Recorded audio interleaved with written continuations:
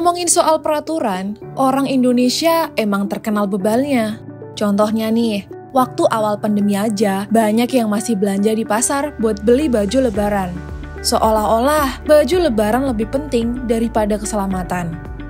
Gak cuma itu, gens. Di konser NCT 127 kemarin, masih banyak yang dorong-dorongan, sampai ada yang pingsan loh. Yang akibatnya, konser mesti dibubarin. Hal-hal semacam ini jelas bikin kita mikir dong, kenapa susah banget ya ngatur orang Indonesia? Dan apa iya orang Indonesia lebih patuh aturan di luar negeri? Yuk kita simak di One Explainer. Gak berhenti di situ, gens. Hal menyebalkan serupa juga muncul waktu di tengah pandemi. Banyak pengendara motor yang diminta putar balik gara-gara mereka masih aja ngeyel mudik. Sampai-sampai ada ungkapan yang populer di Indonesia, yaitu peraturan dibuat untuk dilanggar. Tapi apa iya orang Indonesia nggak bisa disiplin? Misalnya nih, orang yang ke Singapura pasti nggak bakal berani merokok atau meludah sembarangan. Atau orang yang ke Australia pasti pada nggak bakal nerobos lampu merah. Nah, menurut sosiolog sekaligus dosen UGM Profesor Dr. Sunyoto Usman, kedisiplinan warga mencerminkan penegakan hukum suatu negara. Kalau penegakan aturan longgar dan tebang pilih, otomatis jumlah pelanggar hukum juga bakal meningkat. Menurut Pak Sunyoto juga, orang mau tertib atau enggak, itu tergantung sanksi yang diterapin. Tanpa sanksi yang jelas, sulit diharapkan ada yang disiplin. Kalau kita telaah lebih jauh, tentu saja hal ini jadi sesuatu yang mungkin. Kayak misalnya, ketika ada yang melanggar peraturan, dia nggak dapat hukuman apa-apa. Pasti kesel dong, dan bawaannya jadi pengen ikutan nggak peduli aturan juga. Contohnya, pas janji hangout sama bestie.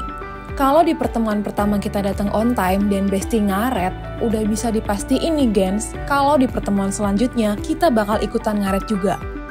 Sosiolog Amika Wardana nambahin, kalau selain peraturan yang belum sepenuhnya jelas dan penegak hukum yang belum adil dalam bertugas, ternyata di masyarakat ada faktor ketiadaan tradisi buat lebih patuh sama aturan.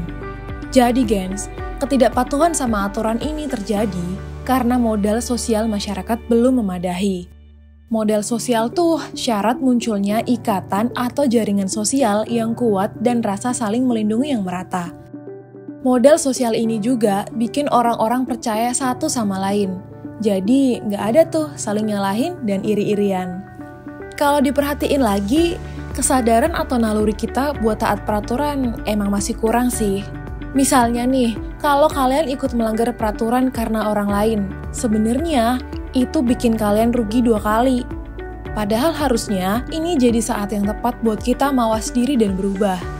Aturan kan dibikin buat kebaikan kita juga, bukan cuma buat ngatur-ngatur aja. Mendingan nih, perilaku mereka yang gak patuh itu langsung diultimatum.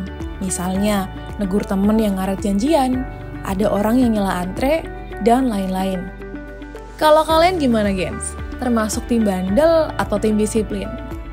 Ya udah, segitu dulu One Explainer kali ini. Sampai jumpa di episode selanjutnya. See you, bye-bye!